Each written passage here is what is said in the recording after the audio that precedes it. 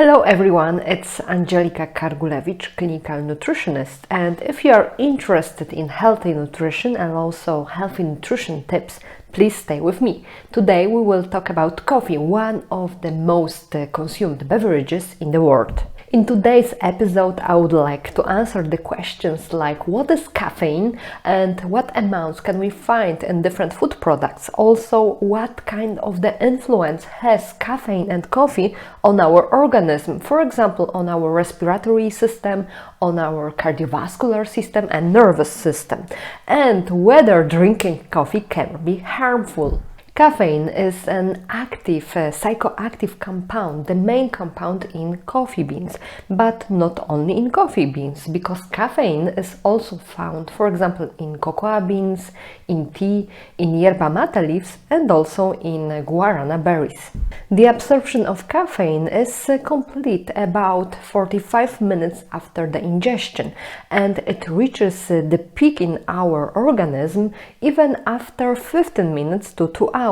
And it is very important to mention that caffeine crosses the blood-brain barrier. And what is the caffeine content in coffee and tea? So, traditionally brewed coffee, around 235 milliliters of this coffee, contains approximately 92 milligrams of the caffeine. In comparison, the black tea contains around 47 milligrams of caffeine, and for example, the green tea around 28 milligrams of the caffeine. 1 cup of the instant coffee, so around 235 milliliters of instant coffee, contains around 63 milligrams of the caffeine, and the same small amount of the espresso. 30 milliliters of the espresso contains as well 63 milligrams of the caffeine. And what is the effect of coffee on our body? It is worth to mention that coffee, it is not only the caffeine, it also contains a number of other bioactive substances like polyphenols, alkaloids, and trace elements of minerals and vitamins like potassium, magnesium, and niacin.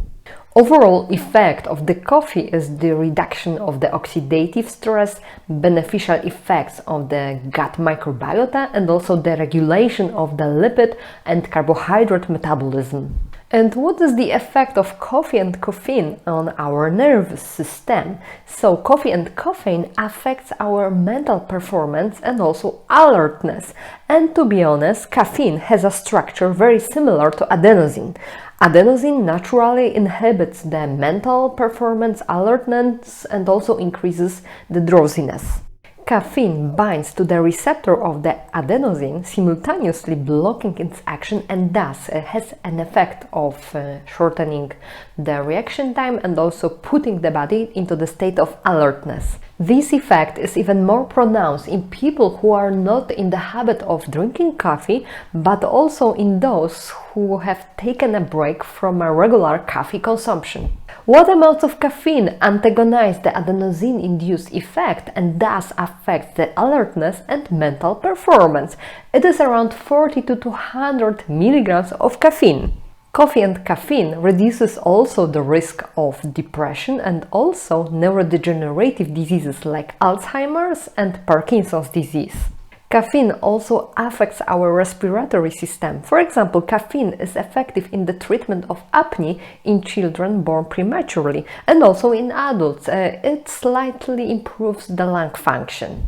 Coffee supports also our liver. It may reduce the risk of fibrosis, cirrhosis, and also liver cancer, and it is also advisable to drink moderately coffee in the course of non-alcoholic fatty liver disease.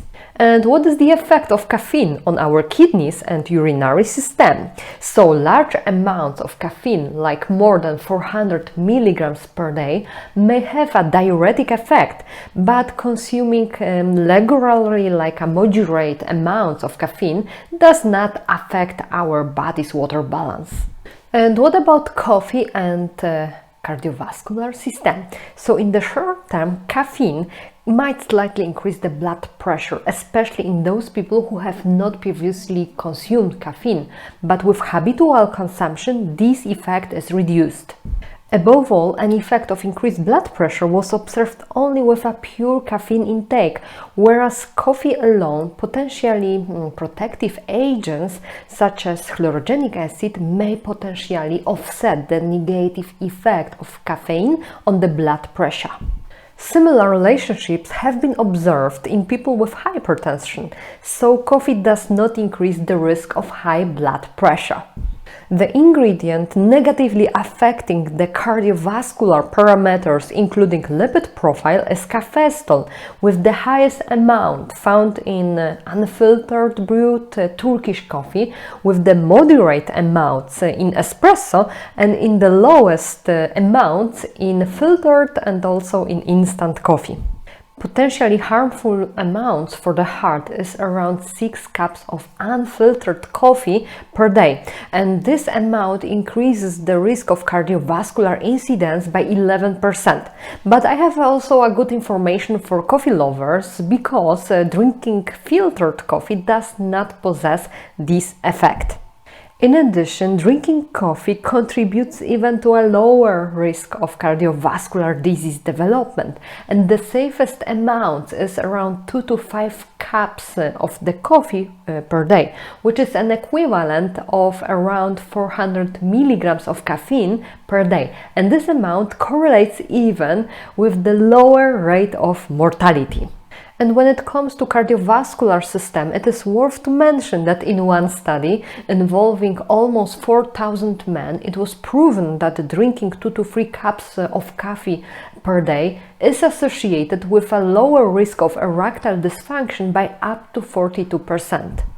And what about coffee and its effect on weight loss?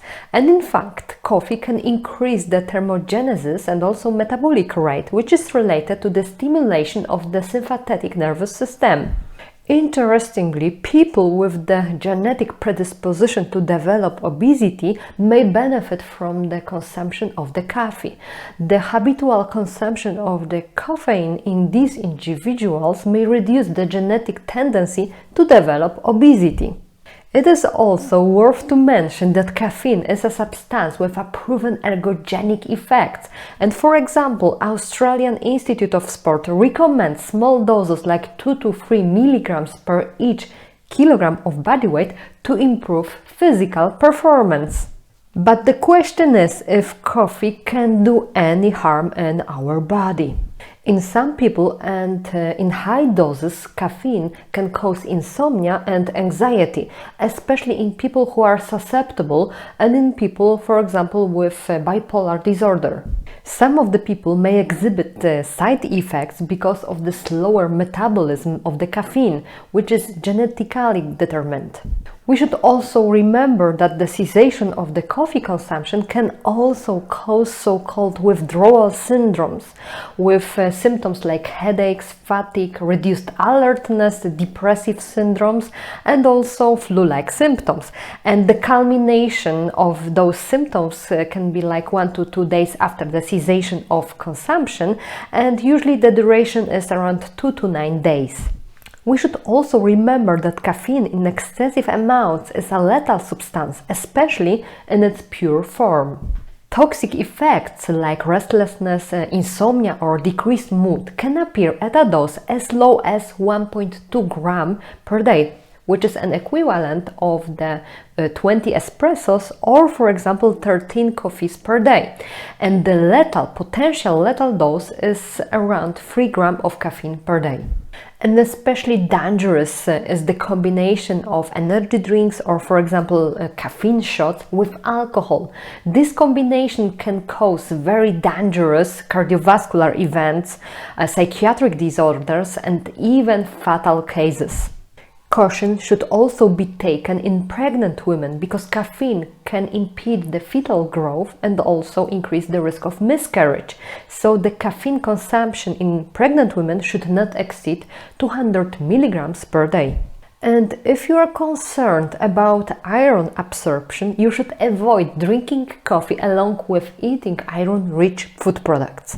In conclusion, coffee is a widely consumed beverage which is valued for its caffeine content and other bioactive compounds like polyphenols and minerals, and they contribute to many health benefits like reduced oxidative stress and also improved gut microbiota.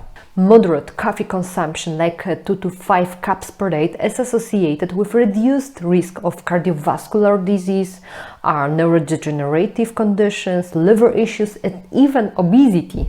However, the excessive caffeine intake can lead to adverse effects including insomnia, anxiety, withdrawal syndrome, and also potential lethal toxicity, emphasizing the importance of moderation and also individual sensitivity, especially for pregnant women.